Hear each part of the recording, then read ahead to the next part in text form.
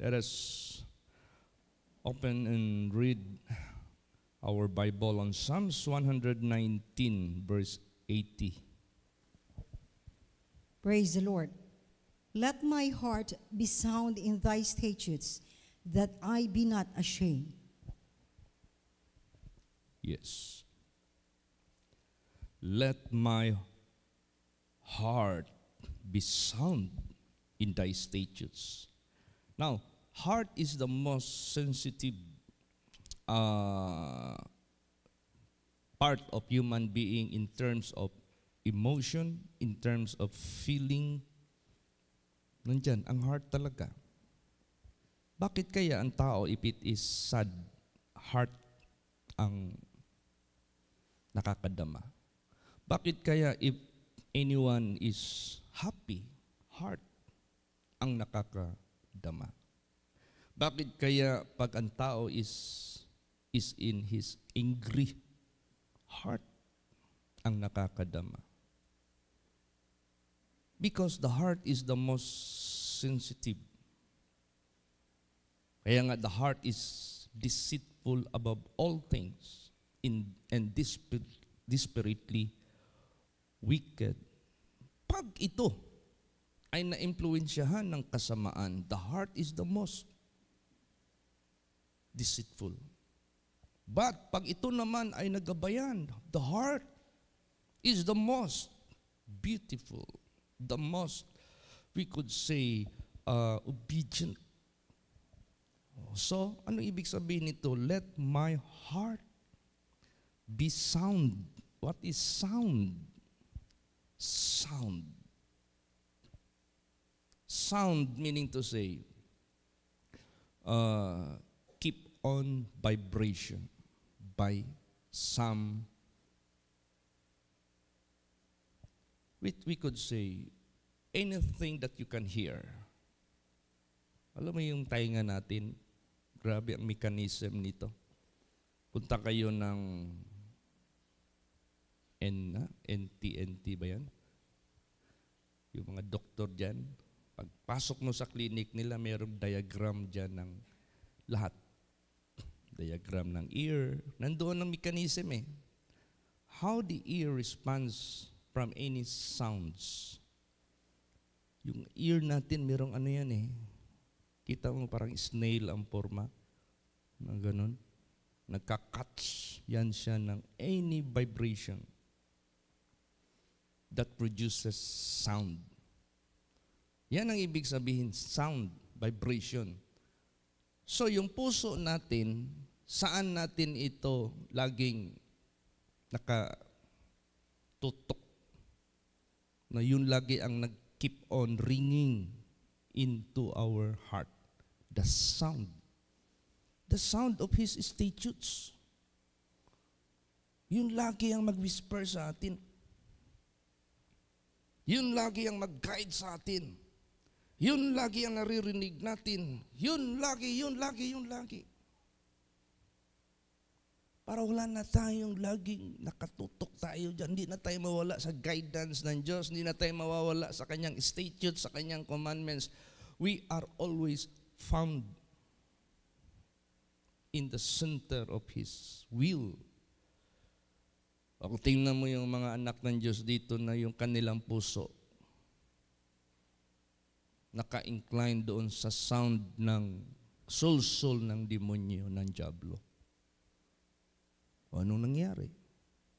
Imbis na iiwas nila yung puso nila from the sound of the deception of Satan.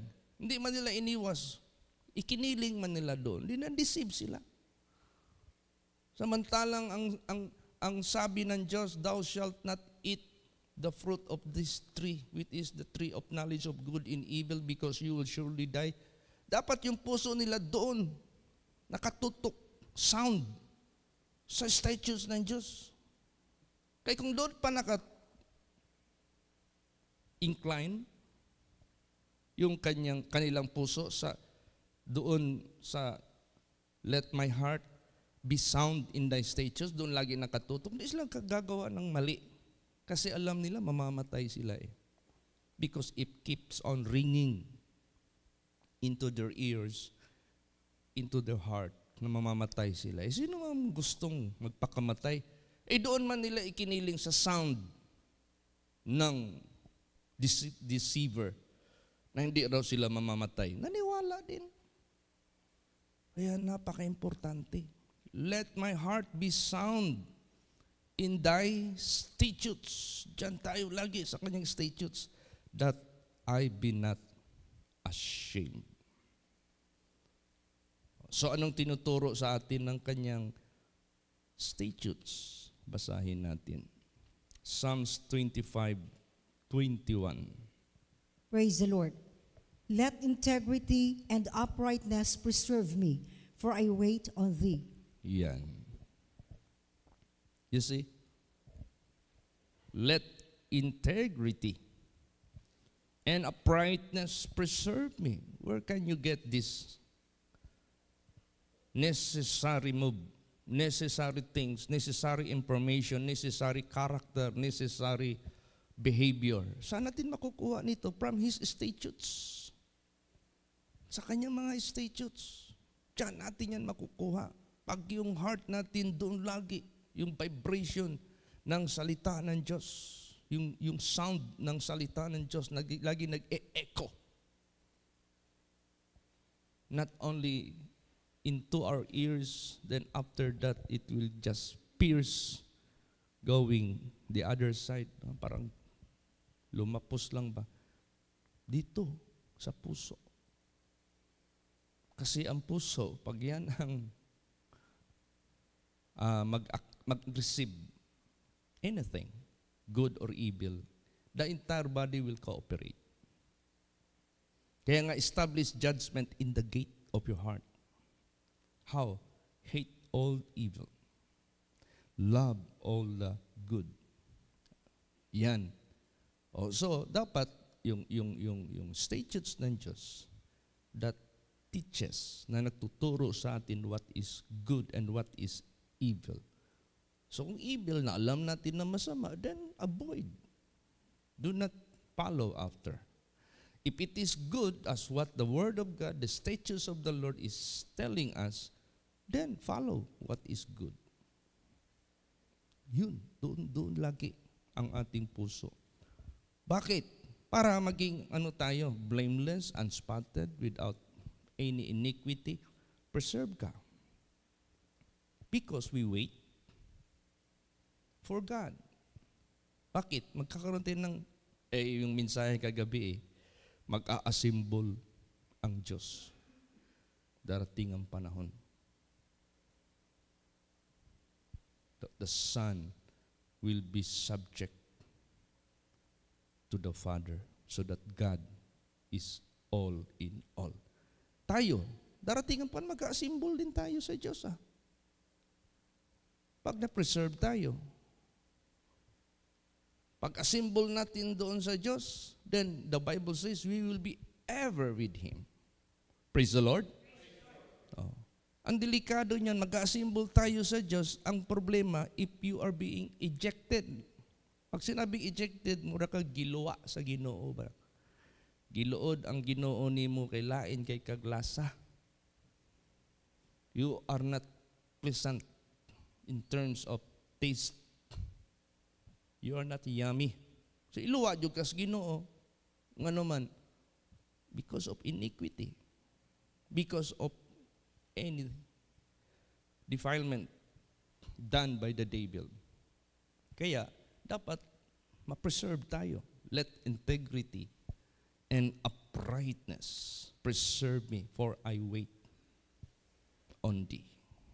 See, lahat dito sinasabi sa Bible, yung sinasabi ni Lord Jesus, repent for the kingdom of God is at hand. Hindi man natin madama yung tagal, bilis lang talaga ng panahon. Yan mo, ngayon hindi natin napansin. Papasok na tayo sa 2025. Noong 1983, lagi nating naririnig na, oy, handa na tayo. Babalik na si Jesus, malapit na. Totoo ba yan? That is not foolishness. That is not false information, totoo man yan, hindi man natin madama ang tagal. Ang bilis lang. Time will come, mag-assemble na tayo sa Diyos. Praise the Lord. Darating man talaga yan. Kaya, napaka-importante na wala bang mabilang ang Diyos sa atin na iniquity? Bakit? Kasi, nung nandito ka pa sa sanglibotang ito, yung heart mo, sound unto His statutes. Nakatutok ka ba? So pagdating ng panahon, anong sinabi dito? Basahin natin. Psalms 32 verse 2. Praise the Lord. Blessed is the man unto whom the Lord imputeth not iniquity, and in whose spirit there is no guile. Yan. Imputed. Ano bang ibig sabihin ng imputed? Ang ibig sabihin niyan, hindi niya bibilangin at hindi niya i-consider na meron kanyan. Wala kanyan. Hindi niya makita. Kung sa sa medical check-up pa, nagpakuha ka ng dugo. Alam mo, tatalian yung dito natin, di ba? Bakit talian yung dito? Para yung ugat mag-swell. Pag mag-swell yung ugat, kita na nila saan nila iturok yung dagom. Bakit mag-swell, Pastor? Siyempre, binara mo yung daloy ng dugo. Tatalian ka ng rubberized, thread. So, ma-identify nila saan yung ugat na dapat nilang iturok ng dugo. Pag turok ng dagom, yan nata ang kinakatakutan ni Sir Lenlen at ni Sir Joy. There was a time na punta tayo sa clinic, magpa-check tayo ng dugo natin. Alaman natin anong type tayo, kung anong bilang ng sugar, ng cholesterol, lahat ba? Siyempre, we need to, and nagsabi nga ang Bible is, search me, O God. Iba rin yung spiritual, iba rin yung material o physical. Praise the Lord. Magpa-search tayo. Nung si Sister June na tinalian na, sabi niya, ay, dili lang sa ako karon. Di lang sa daw siya karon. Hadlock man di ay. Di ba?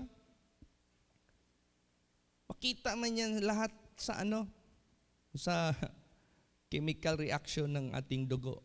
Gagamitan niyang ng microscope. Lalabas doon ang result. Pag lahat ng nakakamada, parang 8 ata yan eh. Pag lahat naka-indicate doon sa remarks, negative, masaya ka. Praise the Lord. Ganon din mamaya.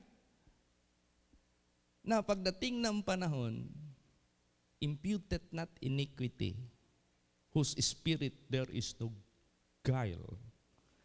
Negative ka. Walang nakita ang Diyos. So anong sabihin ng Diyos? Okay, wala kang sakit. Spiritual healthy ka. Welcome to my kingdom. You are not virus bearer. Hindi ka nagdadala ng virus. Pero pag mayroong iniquity, depart from me, you worker of iniquity. May findings, may nakita na iniquity sa buhay mo. Now, to avoid these things, let integrity and uprightness preserve you. Na wala kang ginawang iniquity. Walang kabaluktutan. Wala kang ginawang anything that is grieving to God. So wala kang guile. Praise the Lord. Meron ditong tao na gi-scan ba ni Jesus habang lumalakad. Grabe si Lord Jesus, tingin lang niya, alam na niya anong klaseng tao ka. Basahin natin. John 1:47. Praise the Lord. Jesus saw Nathanael coming to him, and saith of him, Behold, an Israelite indeed, in whom is no guile. Yan. Parating pa lang. Iniskan na ni Lord Jesus Christ ang spirito at pagkatao nito. Jesus saw Nathanael coming to him and saith of him, Behold, an Israelite indeed, in whom is no guile. See? He can determine us. So, kung sound yung ating puso sa kanyang statutes, doon nakatuon, doon yung vibration ng commandments ng Diyos keeps on ringing into our heart at sinusunod natin ng buong puso. Buong puso talaga dapat, ha? Be careful. Once na yung puso mo nakatuon sa kanyang statutes, do it with all your heart. Basa. Deuteronomy 26:16. Praise the Lord. This day the Lord thy God hath commanded thee to do these statutes and judgments. Thou shalt therefore keep and do them with all thine heart and with all thy soul. O, di ba? Statutes. He asked us, He commanded us to do these statutes and judgments. How we do, how we keep, how we observe or perform. Thou shalt therefore keep and do them with all thine heart and with all thy soul. Bakit? Hindi na makasingit si Taning. Jesus said, He has no part in me. Anong example ni Lord Jesus Christ? If a man possessed by demons or by demon, kinas out yan by the power of God. And yet, hindi niya ni-reveal yung sarili niya. Vacant, undecided, hanging, undecided. Hindi niya hinayaan na ang Diyos na ang take over sa buhay niya at mag-submit na siya sa Diyos. Absolutely. Maghanap-hanap yung masamang espiritu. Maalaala niya yung pinoses niya. Uy, teka. I possess this person. Maybe I have some opportunity to regain him para makuha ko siya ulit. That I shall possess him. Pagtingin niya, oh, it's garnished, swept, talaga napakalinis, vacant. Then, sabi niya, okay, I can still regain that man. He's going to invite 7 more evil spirits to strengthen their what? Para ipalakasin pa nila yung kanilang pag-possess sa iyo. Kung maaari hindi ka na makabangon. So, ngayon, kung yung puso natin, na-enlighten tayo sa salita ng Diyos, grab the so-called chance na hindi na makaregain yung diablo sa buhay natin na matagal nang nag-enslave sa atin. So, paanong gawin natin yan? Perform or keep or do His statutes with all your heart. Kasi pag sabi ng diablo, teka, I possessed this person long time ago. But now, I remembered him. I will try to visit him and look to his life. Pagtingin niya, wow, no vacancy. It is full, puno. Praise the Lord. So ano pa chance na mag-regain sa iyo? Wala na. Yan ang gusto ng Diyos sa buhay natin. Maintain it hanggang sa katapusan. Kaya, buong puso. So, sa buhay natin, para hindi tayo makagawa ng masama, lagi nating ilagay sa puso ang Diyos. Do not let Him out or control your life partially. Kasi pag meron niyang partiality sa isip mo, sa puso mo na hindi full ba, hindi all your heart and all your soul or all your mind or all your strength, may chance ang diablo. Kasi ang si Satanas kasi, he is just looking always a chance kung kailan magkaroon ng vacancy, kailan magkaroon ng loophole. Papasok agad yan. Parang magnanakaw yan eh. Mahanap lang ng butas. May tao dito, ganun man ang ginawa niya. Nagkaroon man siya ng loophole. Pumasok yung masamang espiritu, yung tempter. Pagpasok, nadala siya ngayon sa paggawa ng masama. Basahin natin. 2 Chronicles 12:14. Praise the Lord. And he did evil because he prepared not his heart to seek the Lord. Yan. If you're going to read this chapter, this is King Amaziah. Amaziah, when he defeated Edomites, ang kasalanan na ginawa niya, he brought the gods or the idols of the Edomites, his enemies, doon sa kanyang kampo at nagkaroon siya ng sin of idolatry. Bakit? Sinabi, he did evil because he prepared not his heart to seek the Lord. Hindi niya gi-fill up para ang Diyos nandyan. Puno ang kanyang puso. Nagkaroon ng vacancy. O tingnan mo. Ang ibig sabihin nito, not with a perfect heart. Pag sinabing, minsan ako excited ako eh. Mas excited pagod ko kung Joanna o kang kuhan, Gigi. Kasi mag-exam yan sila Awi, Friday. Maglabas yung result ng kanilang exam or quiz or test Wednesday. Dalhin na yan dito ng bata. Yung envelope niya na clear. Nandoon na yung book ng kanilang mga exams. Doon sinisingit na ng teacher para makita ng parents. Pag Wednesday, excited na ako. Oh, kisay nagsundo kay Awi, si Gigi. Oh, G, na atong bag. Kaya pabaya na ako na masilip dadi. Mas nauna pag ko musilip sa exam ni Awi.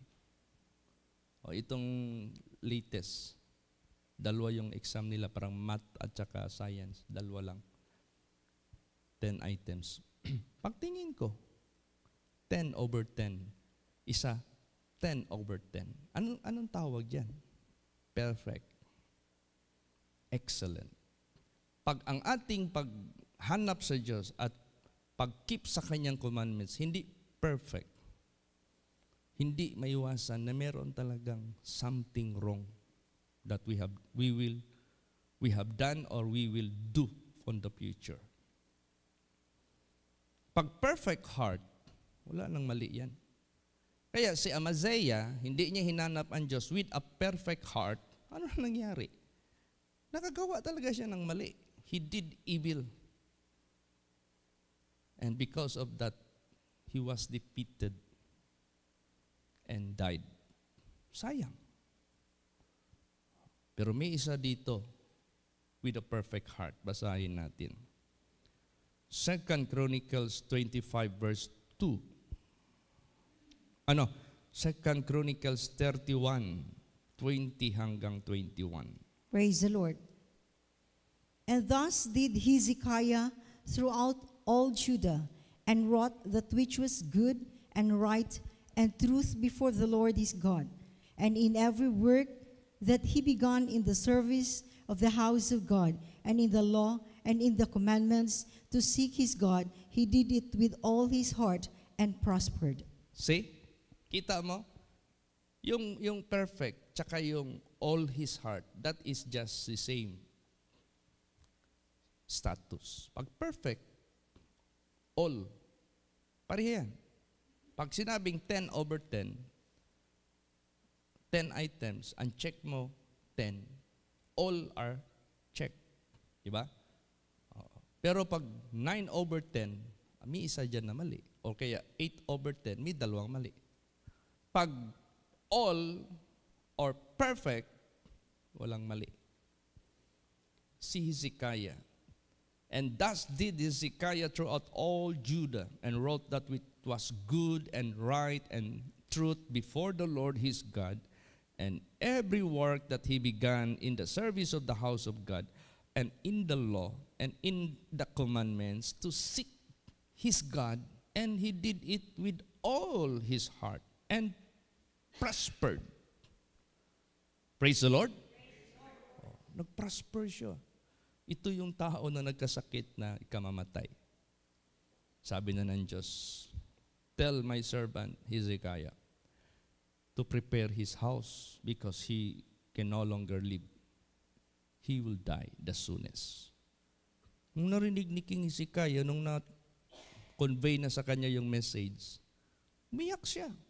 And King Hezekiah cried bitterly. And he said, Lord, thou knowest my righteousness. Pinakinggan siya ng Diyos. Oh, okay, you will no longer die the soonest. You will live more 15 years or 15 years more. Granted. Praise the Lord. Walang hadlang eh. Blessed is the man that imputed not iniquity. Yun, physical lang yun. Ano pa kaya pag-assemble na natin sa Panginoong Diyos? Wala siyang makitang iniquity, imputed not iniquity sa buhay mo. And whose spirit there is no guile sa buhay mo. Sigurado, accepted ka talaga niyan. You are worthy to be with me. You are having my divine nature with you. Di ba? The Bible says we are partakers of the divine nature. Yung nature ko, yung glory ko, yung character ko, I can find in you. So, therefore, join me in my kingdom. Praise the Lord. Welcome. O, kaya sa buhay natin, habang nabubuhay tayo sa sanglibutang ito, kung meron man tayong aabalahan, meron man tayong atimanon, meron man tayong concern, yung puso natin, na sound ito sa kanyang mga statutes. At kailangan maging diligent tayo. Pag sinabing diligent, nandyan na yung fear of God, nandyan na yung kasipagan na mag-pray, kasipagan na magbasa ng Bible, kasipagan makinig sa salita ng Diyos, kasipagan, lahat. Diligent. Pag the word diligent, talagang masinop ka. Basahin natin. Proverbs 4:23. Praise the Lord. Keep thy heart with all diligence, for out of it are the issues of life. Yan. Keep your heart with all diligence, for out of it are the issues of life. Issues means the outcome or the result of your life. Pag yung buhay mo talagang naging diligent ka sa puso mo sa pagsik sa Panginoong Diyos, dahil yan ang magiging outcome ng buhay mo. Maging righteous ka if you are prayerful. Maging righteous ka if you seek God with the whole heart. O di, naging ka dyan, diligent ka dyan sa bagay na yan. Kaya, pasalamat tayo sa ating Panginoong Diyos na habang nandito tayo sa sanglibutang ito, what kind of conversation we shall have and we will have. Anong klaseng conversation? Anong klaseng pamumuhay natin sa mundong ito? Basahin natin. 2 Corinthians 1:12. Praise the Lord. For our rejoicing is this, the testimony of our conscience, that in simplicity and godly sincerity, not with fleshly wisdom, but by the grace of God, we have had our conversation in the world, and more abundantly to you, Lord. Yan.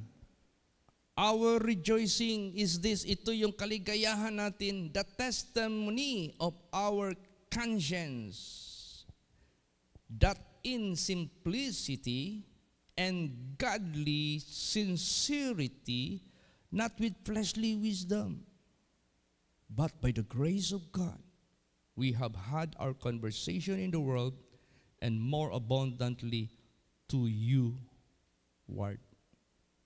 See? Hindi yung ungodliness, hindi yung fleshly wisdom. No. Simplicity and godly sincerity. Doon tayo masyadong naka-engage sa godliness na yan. Napaka-importante yan. Hindi naman mangyayari sa atin yung godliness pag mayroong portion sa heart natin. Partial lang, hindi pwede yan. Kaya, be confident na kampante ka. Kasi ginagawa mo talaga ng buong puso. Sound talaga yung puso mo sa kanyang statutes. Because we are waiting for Him.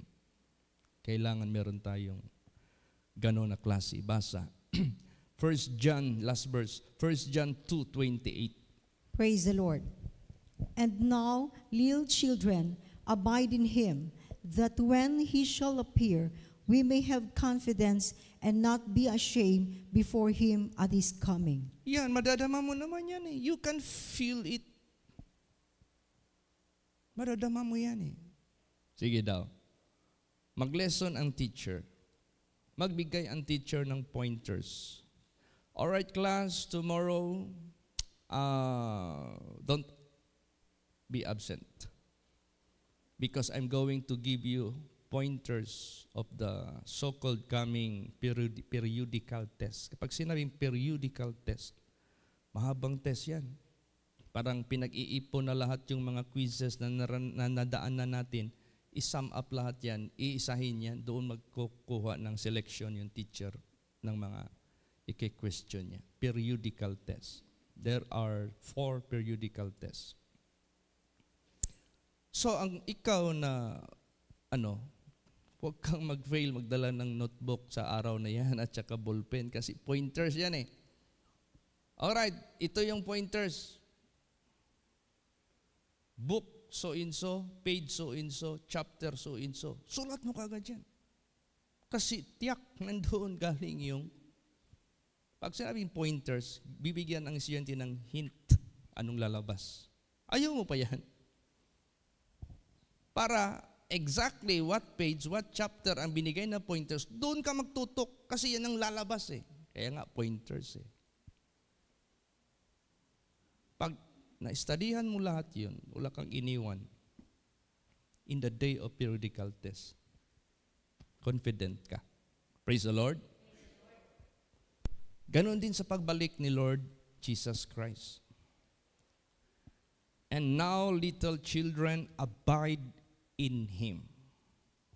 Huwag kang umalis sa Kanya. That when He shall appear, we may have confidence and not be ashamed before Him at His coming. O kaya, balik tayo doon sa first verse, let my heart be sound in thy statutes, that I be not ashamed at His coming. Let our heart be diligent to keep His statutes always, even unto the end. Kaya, to God be the glory. Pasalamatan natin ang ating Panginoong Diyos. Let the statutes, the Word of God, keep on ringing.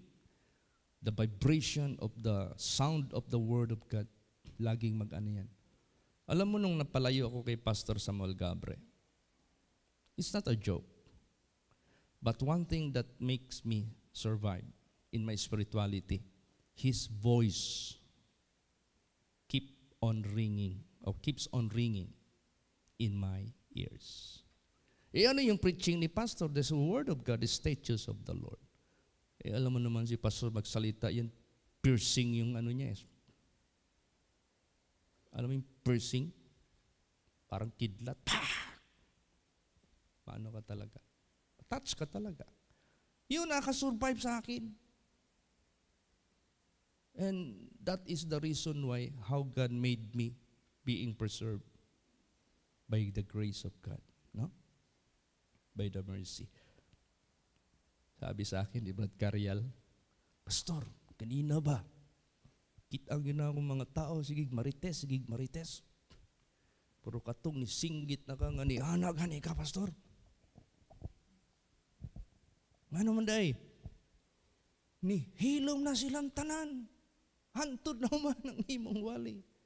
Bakit? Piercing eh. Kaya kung meron man tayong yung ears natin, yung heart natin, must be sound to His words. Doon natin lang, yung vibration ng Word of God, yun ang magbigay sa atin ng lahat ng impormasyon para di tayo mapapahiyaan pagdating ng panahon. Ikaw, that's the power of God. That is God's power. Yan ang hiningi natin sa prayer. Lord, we do not need here today brilliant speaker, but we need your voice to be spoken, to be heard by all. O di ginawa ni Lord Jesus, iba yung voice of God eh. Maano ka talaga, maantig ka talaga eh. Power of God.